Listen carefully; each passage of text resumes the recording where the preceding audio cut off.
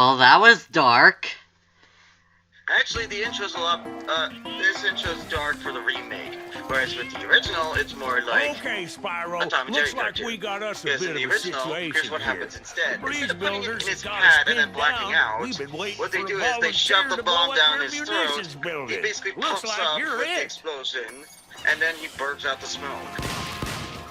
That kind of sounds like that scene from The Mask where Stanley is with the powerful mask is saving. I haven't seen The Mask yet. I got it here on VHS. Just avoid Son of the Mask. Just run if you ever see the Son of the Mask. I know, but by to save his girlfriend, he basically eats a stick of a bunch of dynamite, right, and explodes inside him, and he doesn't even flinch when it explodes in him. And instead he says, "That's a spicy meatball!" I kind of wish they kept that in, although one could argue that the whole blacking out before explosion thing was kind of like that one Wile E. Coyote episode where the coyote was falling off a cliff and he had signs asking the producers to end the cartoon, and when the scene fades to black, that coyote puts up a sign saying thank you. Kind of a nice fourth wall break there. I also kind of like the trembling noises that he made before the bomb exploded, but, well, I haven't played the original version of Zephyr. Like, Breeze Harbor was as far as I got, so... Anyways, let's go marching one by one, hurrah, hurrah.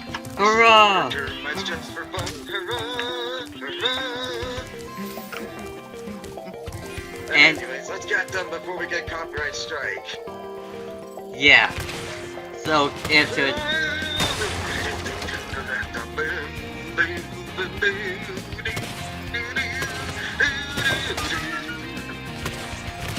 Anyway, to fight We're in the middle of a war zone right now, if you noticed. Yep. With Or like tons the of war explosive. chapter in Conquer. We'll get to that another day, of course. Maybe on my channel, preferably, considering Donnie's a bit more kid-friendly. Yeah, this type of war is much better than what other games had to offer. But anyway. Don't even get me started on Conquer. Anyway, for this part, we're just shooting a cannon mindlessly because I initially thought the birds back there were still there, but oh yeah, they were. There was one. But anyway, there's actually a trophy that you can get by shooting down all the birds with the cannon. At least those that are within reach of the cannon. Or maybe it was... I think it's mostly related to the ones that fly. Yeah, I think so now that I think about it. But... there was also a side quest that I had so much trouble with that I had to speed up a little part of it. You'll know when I get to it, I'll point it out. While... Let me guess, is it the Cowlex? Yes, but it's not for a reason that you might think. I'll explain when we get to that quest, though. I think I know what you're talking about. It takes a while just to get them back and forth. Yes, but one of them was kind of wonky, but again, let's save it for later. So for... Okay, I can understand if it's also to do with the plant puzzle. Once you get that figured out, it's easy to remember. Yeah, the plant puzzle I think I had a pretty easy time with it. Also, it's yeah, it's not that bad, actually. And it's part of the... Now, something... here's something I should mention, though, about this area that is actually pleasing to me. Now, I'm not too big of a fan of the remake, considering they changed some things, so it's not exactly the same game. There's one change that I absolutely effing love, though. And I have to make this clear right now. It's the voice of Juliet. Because in the original game, they just had a guy go, "Review, with what now?" But in the remake, they actually get a freaking woman, and it fixed perfectly. That is the one thing I love about the remake that I wish I could mod the original game for. You're joking, right? Not even joking. That sounds like something out of 4chan.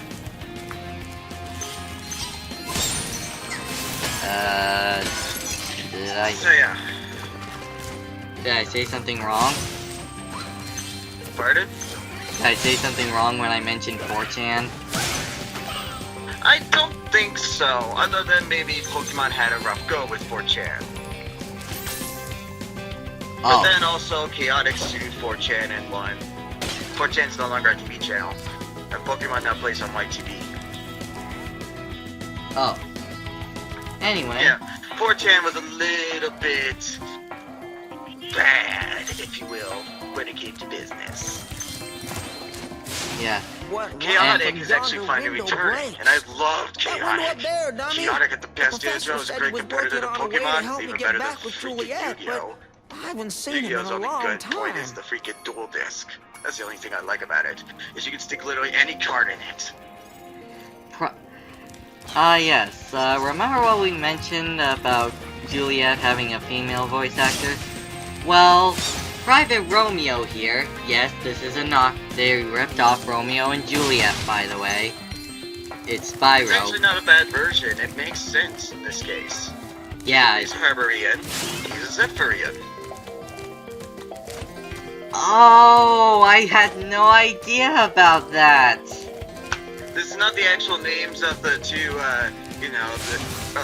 the races in the story. I was actually in a Romeo and Juliet play once, a choose-your-own-adventure version, if you will. Huh. Yeah, the audience got to choose. Interesting. I actually played as Tipple when I did Romeo and Juliet. I was the old wise man. Although I did have to fill in for someone when they were away the one day when we were performing the one day, so I was one of the dancers as well at the beginning. That's nice. I also saw a movie version of Romeo and Juliet, which was took more of a modern approach with stuff like cars, guns, stuff like that. Yeah, I consider it way inferior to the original version. I've only seen one version of Romeo and Juliet in film form. Romeo and Juliet. I've yet to see the sequel, and I do want to look into Romeo plus Juliet. Oh, yeah, Romeo and Juliet. Best. I had no idea. Yeah, I forgot that was a thing. But anyway, so for this side quest, the professor is giving us little seeds that we can use to create pathways for us. And this is the game that made side quests very fun for me, I'll let you know. So did Spyro 3. They had, like, basically the most fun side quests of all time. Kinda agree with you on that. So, for this one, basically, you have this seed, and you can pick it up in your mouth. Oh wait, it was Spyro 2 that had one of the best ones. Well, you were close. Yeah, we'll get to that joke later, of course. Yep. And you press circle to spit like you would any other projectile. But when you put the seed in a specific spot, like this little clump of dirt with a little hole in it, it will grow into a beanstalk. A very thick beanstalk, I might add. And you can hop onto it and reach higher platforms. Now, sometimes you will need multiple seeds to get to where you need to go. Sometimes you'll need a seed that you would need to get from on the main quest to get another seed because it's hidden in a different area. Like this one.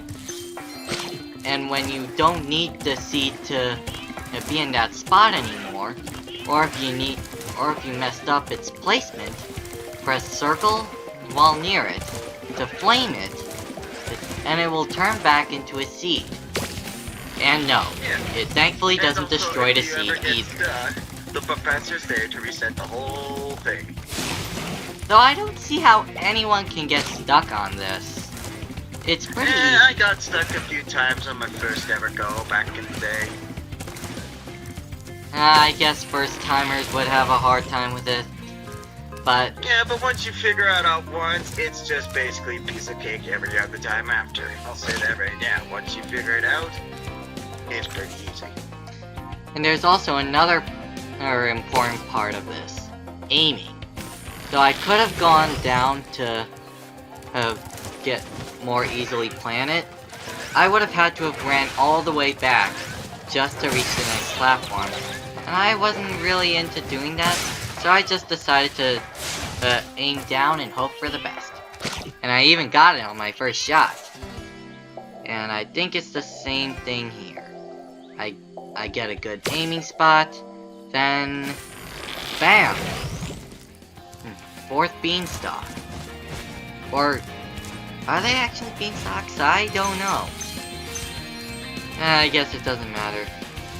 And you thought the professor was down near the 3 seeds we planted earlier? Nope. He somehow got here, with 2 more seeds for us. But before we can do that, we need to get the gems here. And now we can talk to the professor, and he'll give us an order. Well done, my boy. Here are 2 more seeds to get you the rest of the way. Oh, and take this with you if you don't mind. It's been cluttering up my pockets. How long has he had that orb in his pockets? Must have felt very uncomfortable to have it around for Misplaced who your knows seeds, how have long. you? I can make all the plants shrink it. Nah, Off you I'm go, not then. gonna start over. But yes, as I've shown you, and as PC said, if you end up messing up so badly that you absolutely have to reset everything, just ask the professor, and he'll give you your seeds. And this is probably the hardest part of this puzzle. You need to carry these 2 seeds all the way through to this area, and split the first one to make the plant grow, and get the second seed. Make sure you got it onto this platform. Glide onto the beanstalk, onto another platform, plant the final seed, and Romeo, Romeo, wherefore art thou, Romeo? Oh, there's Romeo. You can have this. I don't need it anymore. wow, that is a beautiful voice. I bet anyone would fall in love with that. That, jokes aside, I still don't believe that Juliet had a male voice in the original. There's no way. Look out, dude. Alright. I'll take your word for it. You did grow up with these games after all. And speaking of characters with odd voices, our next quest, arguably the hardest one, has another character with a weird voice, but before we do that, let's open this passageway at last. Or actually, let's go straight to the guy. So, listen to this. Wait, gems. Where's getting away? Now, what are these little sheep? My name is Little Bo Peep, and I've lost my cowlicks. With these battles going on all of the time, they keep running away. Can you help me get them back into my pen? They're cowlicks. And yes, what you just heard was a man wearing little curly hair that resembles Little Bo Peep. Now, Yeah, that's the only thing that they did not change, but it's kind of a funny little idea, and I like it this way. My name is Little Bo Peep, and I've lost my cowlicks. I guess you're right. And for all we know, Bo Peep could be the last name in his family. But unlike the supposed Juliet change, this thing that they kept in seems to be mostly for comedic reasons. Because, you know, it's... Also, take a look at what the cowlicks look like. And here's the thing, they make two different noises depending on how you hit them. Ram them to get a default noise, but if you want a hilarious noise, just flame their butts. Yeah, I wasn't paying attention to that, but now that you mention it, they do kind of sound hysterical when you flame them, especially when you use the super... I think that's how... I could have sworn I heard something like that just now. And when you... Yep. And have you noticed their design is basically half cow, half elephant? And they're named after a hair thing. Wow. Yeah, in real life, what a cowlick is basically, you know how sometimes you have that weird, haired, stupid little piece of hair that likes to stick up all the time? Yeah. No matter how much you brush it, that one little chunk will always stick upwards. Yeah. That's called a cowlick. Interesting. So yeah, that's a cowlick in real life, but I think I prefer the cowlick in the game. More funny. So like a cowlick in real life is essentially a strand of fur that stays stuck up on dogs, cats, horses, etc. Or am I mistaken? I do not know. Or am I mistaking it? I guess it doesn't matter. But these first two cowlicks were mostly easy. Just had to super flame them off into the cliffs. And yes, you do need to super flame to get these cowlicks over here. Because without it, they won't be launched high enough in order to reach the top platform where you can headbutt or regular flame them from there. And these next two are down here. These are arguably easier than the ones I got from that little area with that question mark bottle and that super flame area. But these next two, the ones that will come after, are far worse. You're about to see why in a moment. Just get out of my way, birds! Your rockets are not helping.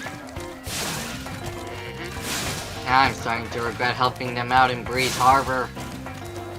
Then again, they were probably here even before I helped those other birds. So, I guess it doesn't matter. Anyway, here are your 5 cowlicks. Spyro, here's a little something for, you know, the effort. There's our orb. But wait, there's a second one. Yeah. There are 2 more cowlicks out there somewhere, but I haven't seen them in days. Yep. It says this is a 3-star difficulty, and I suppose if you already gotten these 2 particular cowlicks beforehand, maybe that's true. But this should be more 5 stars, or at least 4. Because, well, yeah.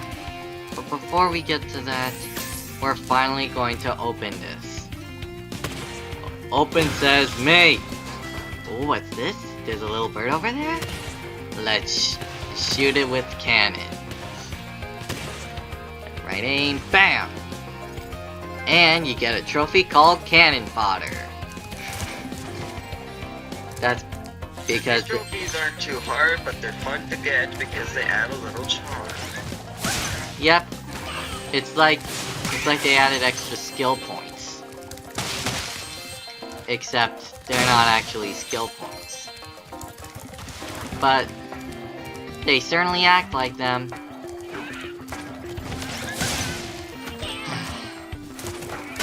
Some trophies are just... But thankfully, this game doesn't really have any trophies that are like that. And there's one more thing to blow up. At least, that are holy gems. Oh, what's this? Fire in the hole! Boom! Massive explosion. Oh wait, there was someone in there.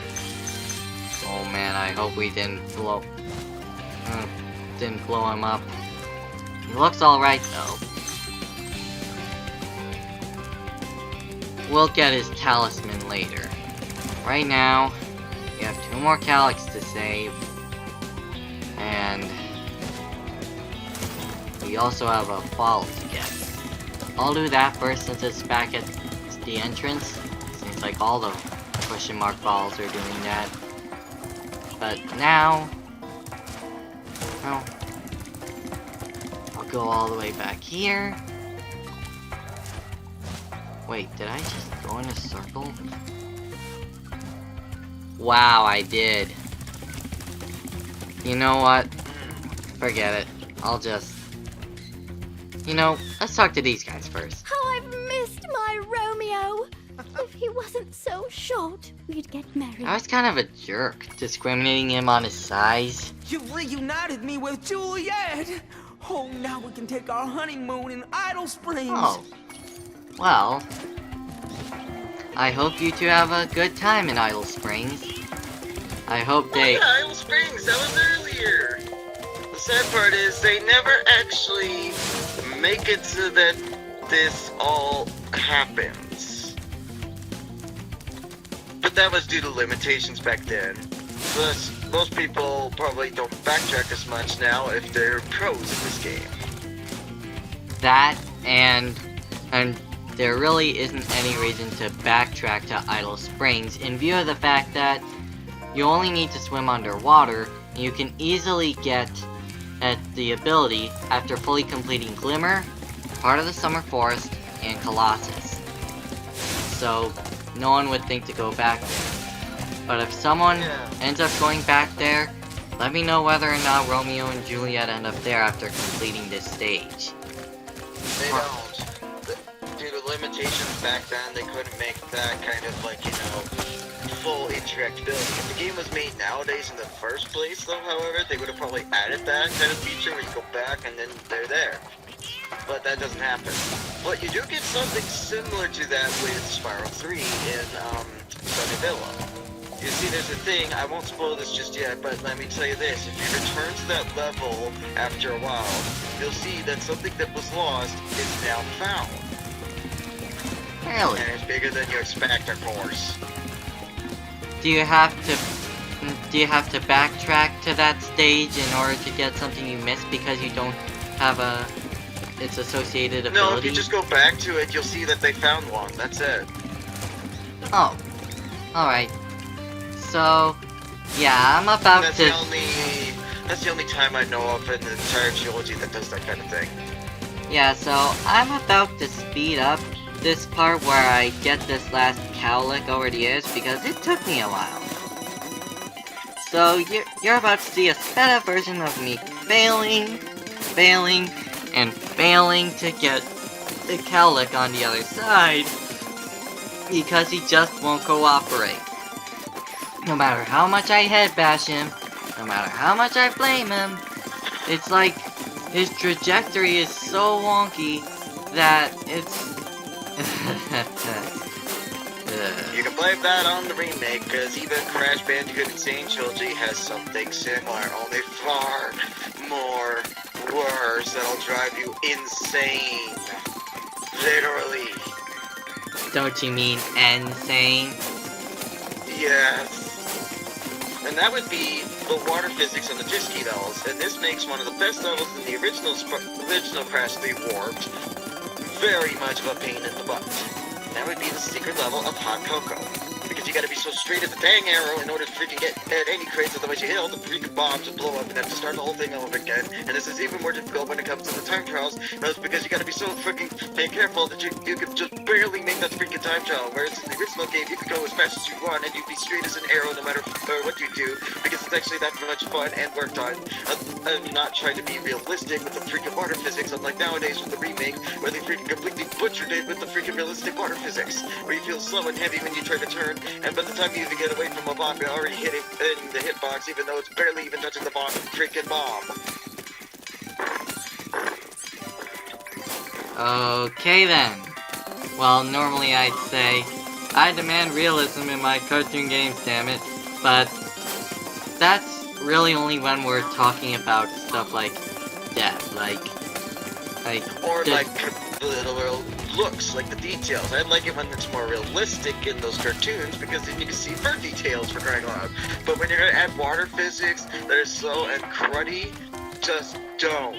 Period. I don't care if you want realism in the remake, don't do water physics. They already ruined the water physics in Spyro. I don't think I ever had to deal with any wonky water physics in this remake. In the original Spyro trilogy, you can control the water as good as you can on land. Whereas with the Reignited trilogy, when you're underwater, you gotta be so goddamn careful when you turn, otherwise you can be overshotting it as much as going to freaking Neptune. I never had any trouble with that, Well, I with am turning in impressed. Aquaria Tower. You got all 7 cowlicks for me. Besides, Here's a when player you're reward. underwater, you can stop in place and turn for more precise turning. So at Yes, least, but when I was in the original trilogy, I would always charge underwater and have no problem turning. I wouldn't even overshot anything. I was straight as an arrow. In the Reignited trilogy, I can't even keep that kind of ability, and apparently the water physics are too real now. okay, there were a few moments where I actually kind of had trouble turning underwater, but they were just that for me. Moments. I'm sure I will see Yeah. more in future. There's a chance I might see more in future games, but for now, I'm remaining optimistic about this. Yeah. And I'm optimistic Sorry about that that I'm... little rant about Crash Bandicoot. I haven't even gotten that far yet. I just watched the Icarus review of it. And god dang. Wow! What an explosion! I am dreading Sure when I as get a to that good part, thing of I course, had but my I'm like helmet 2 on. games behind that Oh yeah, point. the Colonel wanted me to give this talisman to you if you got through the Breeze Builder defenses. Good job, soldier. And the talisman is... a bomb. A literal bomb. A crystal bomb, to be exact. Yes, but still a bomb. It's And- not actually, it's basically a gun, if you will. It's just worth money. Yeah, it won't actually explode. Yeah, I don't even think that fuse is real. It's also a crystal. If you look in the guidebook in the original game, they do mention the names of each talisman and tell you what they're called. I don't know if they did that in Reignited trilogy though. I didn't check. I'm pretty sure they do, but in case no one has ever seen the names of them yet, I will show them off in an extra video if they do show the names. So I'm pretty sure that they do, because I remember that part of the original Spyro 2. I do remember seeing the names of the talismans, Yeah, I Like- guess you could do that. like magic. Now there's one problem with Spyro 3's guidebook. Remember in Spyro 1, the guidebook for the Reignited trilogy version of Spyro 1 would tell you all the names of the dragons just so you didn't have to write them down. Yeah, but Spyro 3 Reignited trilogy guidebook doesn't even do that. They just do what they did in the original version of Spyro 3, where they tell you the freaking test you did in order to get that egg. I would have preferred the names of the eggs. But now I gotta still write them down, of course.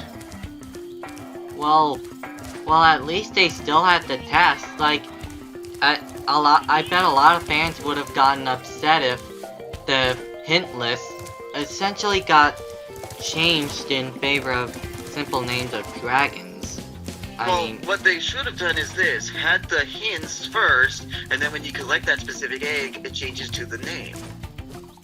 oh, that's what you meant, wasn't it? Yeah, that's what it should have done. But instead, we just get the task. That's it. Nothing else. And to be clear, this is in both versions of Spyro 3?